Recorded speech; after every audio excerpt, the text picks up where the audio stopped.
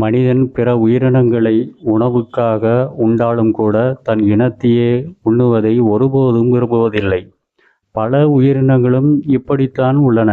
ஆனால் இந்த விதியை மீறி அவர்களுடைய இனத்தையே உணவாக்கி அவர்களுக்கு கொடுப்பதை போன்ற திட்டம் ஒன்று இப்போது தீவிரமாகியுள்ளது. ஆம், சில மேலை நாடுகளில், குறிப்பாக அமெரிக்காவில், மாடுகளுக்கு உணவாக சில கால்நடைகளின் இறைச்சியை கொடுக்கப்படுகிறது. அதனால் அந்த மாடுகளுக்கு நல்லது நடக்கிறதாக கூறப்படுகிறது. அந்த வாயில்லா ஜீவனுக்கும் வேறு வழியில்லை, அவற்றையே தீவனமாக கொண்டு வருகின்றன.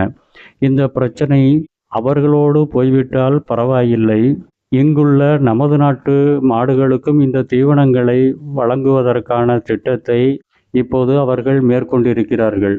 இதனால் நம்முடைய பாரம்பரிய கால்நடைகளின் நிலை என்னவாகும்? இதனால் நமது அரசும் இதற்கான மாற்று திட்டத்தை யோசித்து வருகிறது. இந்த திட்டத்தின்படி பன்றி கொழுப்பு, பூனை, நாய், மீன் உள்ளிட்ட மாமிச பொருட்கள் கலந்து இந்த தீவனங்கள் தயாரிக்கப்படுகின்றன. பன்றி மற்றும் குதிரையின் இரத்தமும் கூடுதலாக பயன்படுத்தப்படுகிறதாம். உணவில் மாற்றம் செய்வதால் அதை உண்ணும் விலங்குகளிலும் மாற்றங்கள் உண்டாகும். அந்த மாற்றத்தால் அதை அருந்துபவர்களின் உணர்விலும் கூட மாற்றங்கள் உண்டாகிவிடும். இதற்கிடையில் அந்த மாமிச உணவை ஏற்றுக்கொள்ளாதவர்களின் நிலைப்பாடு என்னவாகும் என்று கேள்விக்குறி எழுந்துள்ளது. பன்றி மற்றும் நாய் உள்ளிட்ட தனிப்பட்ட விலங்குகளை விரும்பாதவர்களின் நிலை ஒரு பக்கம் கேள்விக்குறியாக உள்ளது. எனவே தன்னிச்சையாக இயற்கையாக விளைகின்ற தாவரங்களை உண்டு வாழ்ந்த நிலை இனி கால்நடைகளுக்கு இல்லாமல் ஒழிந்துவிடுமா என்பதையெல்லாம் யோசிக்க தூண்டுகிறது.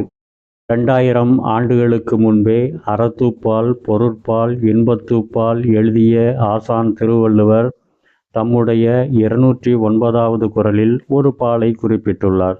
அதுதான் தீவினை பால் என்பது. தன்னைத்தான் காதலனாயின் எனைத்தொன்றும் துன்னற்க தீவினை பால் என்கிறது திருக்குறள். இயற்கையான வாழ்வியலை கொண்டு தனக்குத்தானே மகிழ்ச்சியாகவும் ஆனந்தமாகவும் வாழ்ந்தால் தீமையான தீவினை பயனை உண்ண வேண்டியதில்லை என்கிறார் ஆசான் திருவள்ளுவர். இதை உணர்ந்து பாரம்பரிய இயற்கை பாதுகாக்கப்படுமா என்று எதிர்பார்ப்போம். இன்னும் இதுபோன்ற சமூக ஆர்வமுடன் உடல்நலச் செய்திகள் மேலும் பல கூறுவோம். தொடர்பில் இருங்கள், மற்றவர்களையும் தொடர்பு படுத்துங்கள். மீண்டும் சந்திப்போம். அதுவரை நன்றி.